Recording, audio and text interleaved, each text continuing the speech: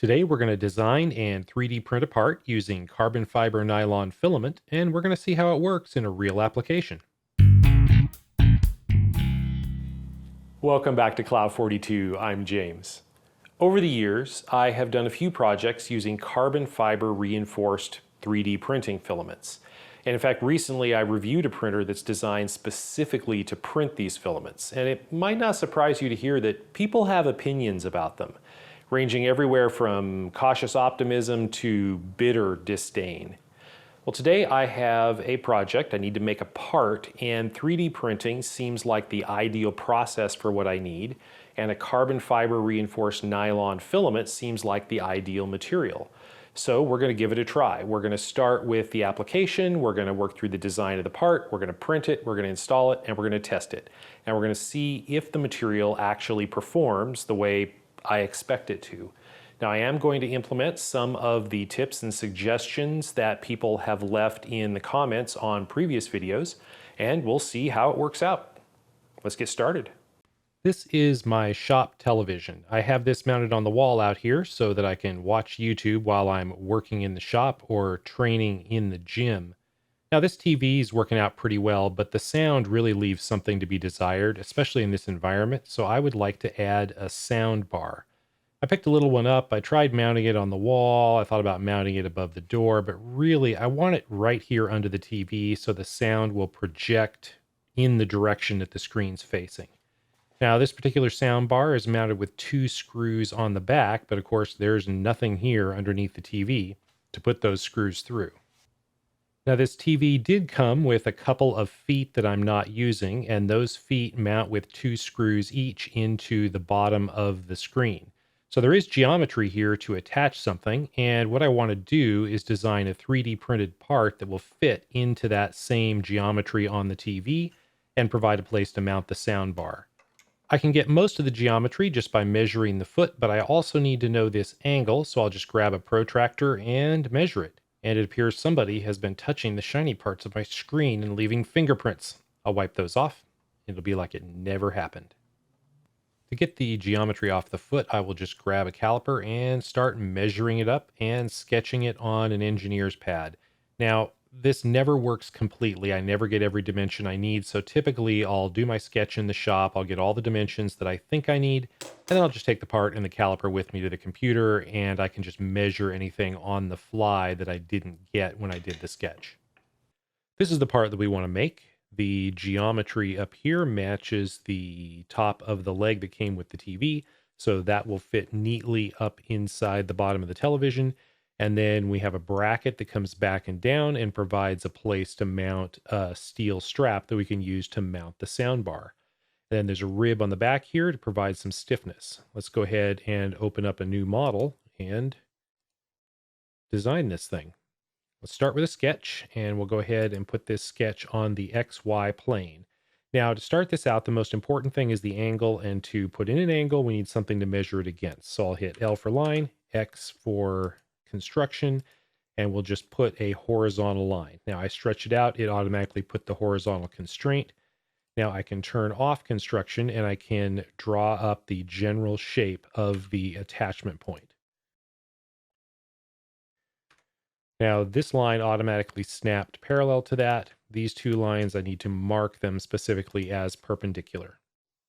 Now let's get the overall length on this thing just to get it to the right size. So that is 35.92 millimeters. Now let me switch my document to millimeters here.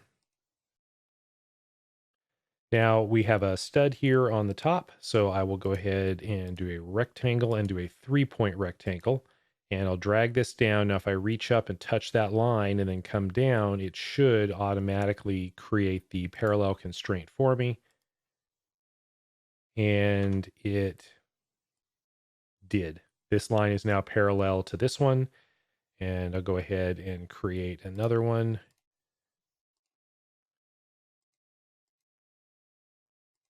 Just to get the basic geometry in there. Now, let me put in a couple more construction lines. We want a midpoint line that comes down here to anchor the circles. We want a midpoint line that comes across here to anchor some of these smaller features. C for circle.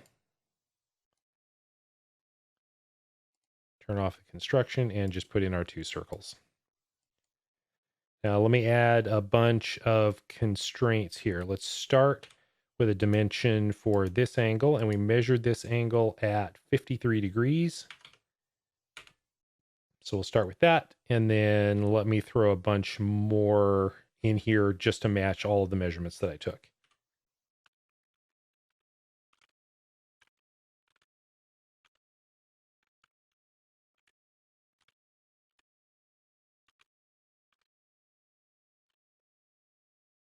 Okay, that is the sketch complete. We've got all the dimensions in here, and this should match what we measured off of the foot that came with the television. So the next thing to do here is to extrude. I'm just clicking and control clicking to select all of those profiles, extrude, and we'll pull this down 17 millimeters. Now next we need to countersink these. So I'll create a sketch here on the bottom, and I will project these circles so that we'll have those to work with. And I will put circles around them for the counterbores. And the dimension of the counterbore is 9 millimeters. I'll just set these two equal. Finish that and then extrude these up. We pulled it down 17, and we would like to have 5 millimeters of material left. So I'll put in here minus 12. And that gives us our counterbores. Then, of course, we need this little stud on the top. So I'll turn this top sketch back on, extrude that up, and that needs to come up 6.78 millimeters. Okay, so that is the attachment geometry. So at this point, I could print this out and go fit it to the bottom of the television and make sure that this fits. And in fact, I did exactly that. And I discovered something. I discovered that this angle is not 53 degrees. It ended up being a little bit different when I printed this out, fitted in, and remeasured. It actually needs to be 52 degrees. So I can just update that, and everything is updated, and I now have the correct geometry to fit the television.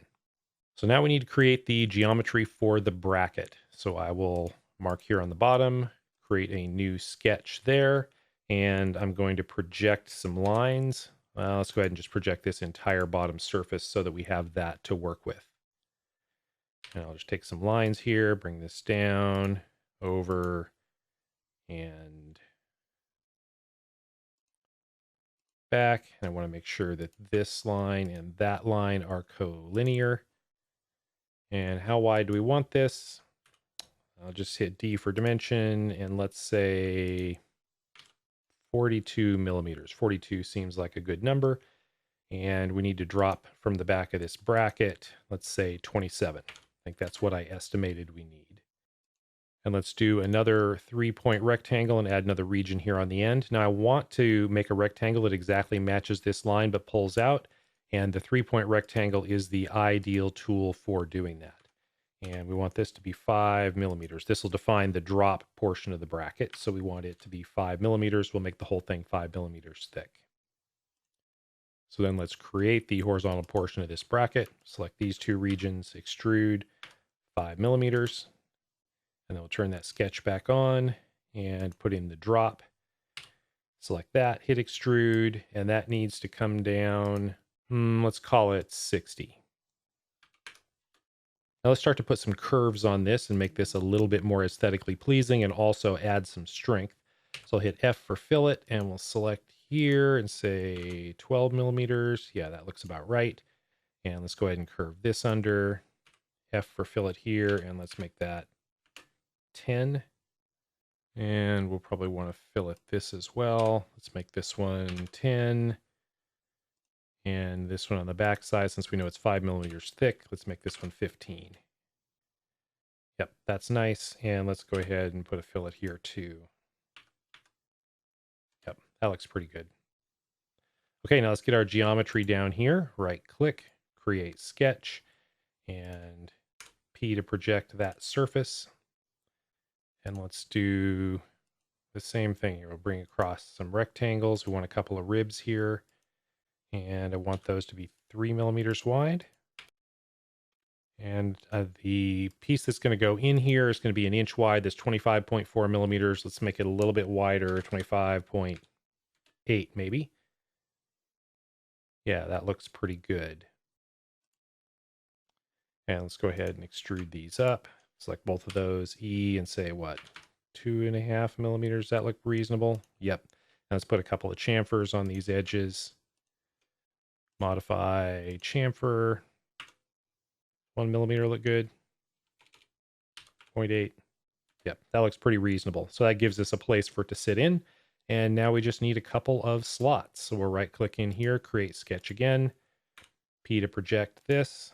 L for line, X for construction. Let's put in a center line here. Turn off construction and let's create a couple of slots. And let's do center to center slots. Want those to be 5 millimeters. So this is radius, so 2.5. And make these 3 millimeters long.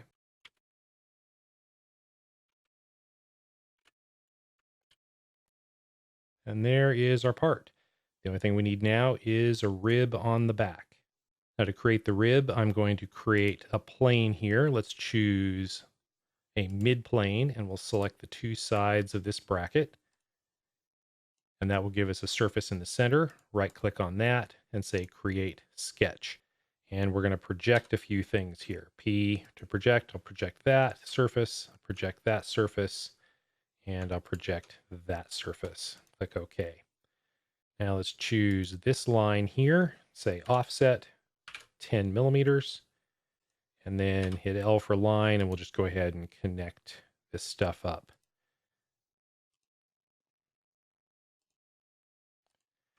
I want this angle, hit D for dimension. I want this to be 45 degrees. And then up here, I definitely want this to be horizontal. Okay, now that we have this whole thing, we'll go in here and say create rib, and then I should be able to select that line. Say I want a width of 5 millimeters, flip direction, and that models it up. Okay, and now let's just do a little bit of cleanup. F for fillet, select this and say, what about 2 millimeters? Hit control click and just take this all the way around. That'll give us a nice little fillet that'll add a little bit of strength back there in that corner. And let's put a chamfer here. Maybe 1.5, 1. Yep, that looks pretty good. And I think that's it. We should be ready to print. I have the part here loaded into QIDI which is a Cura variant. This is the slicer that I'm going to use to slice this for 3D printing. And the default orientation that it brings it in here in is not going to work for me. For one thing, it's going to require a whole bunch of support material under here to be able to print successfully. For another, the layer lines are going to end up cutting across the length of this bracket, and that's going to make it more brittle than it needs to be. So looking at this, I really need the strength to come from where the screws are anchoring this across the part and down the bracket. So I really need to lay this down. So let me select the part, select rotation, select a surface to align to the build plate, and click here. So that gives me something I can live with. Let's rotate this so we can see it. And so now with it printed in this orientation, the layer lines will go around the length of the part. I've got the PA12 carbon fiber material that we're going to use loaded. I have my custom preset where I've just changed it to 25 or 0.25 millimeter layers from the default 0.2. Let's go down and look at support. So I do want to generate support. I really don't want to generate support inside all of these holes because that'll be really hard to remove and I don't think it's needed. So I've selected only touching build plate, and let's slice it and see what we get. So we can click, see what this is, and then pull down through the layers. Now this is exactly what I want. So like, for example, right here is where one of the screw heads will be. It will be clamping down on these extrusions, and those extrusions go all the way down the bracket, all the way back up the other side. So that's nice. And the same thing up here with the second screw hole. In this case, the extrusions go underneath the screw head and all the way down the length of the bracket. I think that is going to be perfect. Now, of course, that will give us one bracket for the right-hand side of the television. We're also going to need one for the left. Turns out that's easy. Just click the part, click mirror, and then choose which direction we want to mirror it. I'll click this red arrow here. It'll flip the part the other way. And I will slice again. And now we have a sliced mirror image version of the part that we can send to the printer, and we'll get one for the left-hand side. I'm printing this on a QIDI Tech XCF Pro, and I'm actually using the QIDI branded PA12 carbon fiber filament. The preset is set to top out around 50 millimeters per second, and that's a little on the slow side, but it does a nice job, makes a good reliable print, so I'm happy to just let it run. I usually just start a print and then go do something else and come back later anyway. Once the part cools, it generally comes off the pebbled PEI build sheet pretty easily. The support material can be a little challenging to remove. This particular carbon fiber nylon separates better than others I've tried. The large flat areas tend to come off pretty well by hand. The smaller and especially angled areas generally require tools. Here I'm just breaking off the excess material with a pair of pliers. And then I find that these hooked pliers are really good for getting underneath what remains and prying it off without hurting yourself. Now, the parts did actually fit into the television on the first try. They are a little bit tight. I suspect it's because there is draft on the original leg parts that I didn't put on mine, but they do fit in and they do tighten down with the screws. So we can just measure and see how long the bar needs to be. Looks like 23¼ inches. Sorry, I only have an inch tape measure. Now that we actually know how far apart these need to be on the television, we can go ahead and create a model and model up the mounting bar that we need. So I'll just go ahead and create a new design, and you do have to save the new design. And then you can drag in parts. So we'll grab this part that we just designed and drop it into the workspace here. Okay, now we know that this is going to be for the right-hand side of the TV, and we also need one for the left. So we can come in here and say create mirror, and it'll ask what we want to mirror. I want to mirror a component. I'm going to select this one, and the mirror plane, I'm going to select this side. And now what that's done is it's created a second component. Now I can anchor these together with a joint. So hit J for joint. And I want to pick something that I can control easily. How about this bottom corner on this face? And I'll pick the outside bottom corner on this face. And so now I can move these apart, and the dimension across those is the dimension that we actually measured. So I can just put that in. 23¼ inches. And that was wrong. This should be minus 23¼ inches. And there we have them in space in the correct place. So I can just right click here, say create sketch, hit P for project that surface and this surface. And now I have a sketch that I can use to sketch up the bar that needs to go between them and locate all of the holes. And in fact, I already did that. So this is just a 1-inch wide, 1/8 inch thick piece of mild steel, because that's what I could buy at my local hardware store, with tapped holes in each end. So I can just run screws through the slots in the bracket, and then 2 plain holes in the middle to mount the soundbar to. And then all we have to do is take that part, create a drawing from that, and we have what we need to go out to the milling machine and make the part. So let's do it. Having 2 vices on your mill, of course, makes handling long, thin parts like this a lot easier. I'll just go ahead and line it up with the end of the jaw of the right-hand vise so that I have a repeatable measure, so I can just flip the part around since it is symmetrical. Just find the end of the part and use the half function of the DRO to find the center. And then it's just a matter of driving to the dimensions on the drawing and putting in the holes. We'll start on the end here with a pair of tapped holes. We'll just go ahead and drill the pilot hole size for the tap and then come back and power tap them. Now I designed this for 5mm screws, but ended up using 1032 because that's what I had in stock. They're about the same size. It doesn't really matter. And in my case, it's just a matter of which screws that I had available.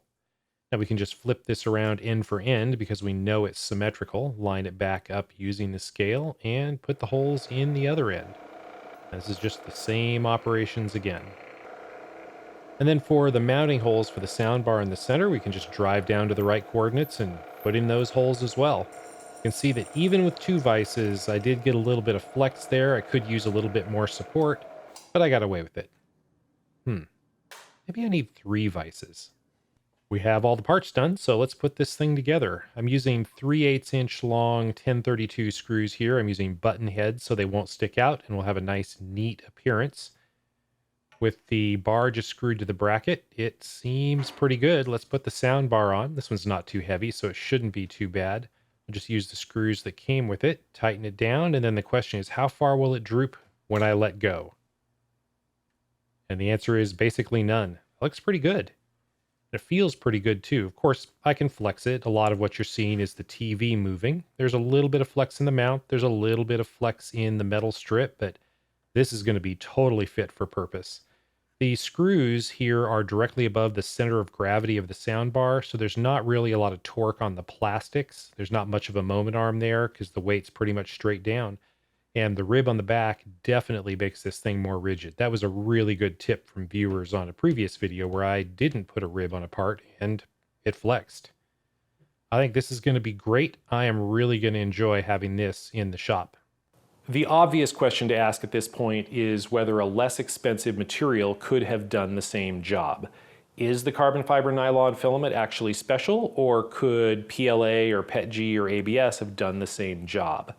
This is something that people have been asking me to test for a long time, and I think this part is an excellent candidate for that type of testing.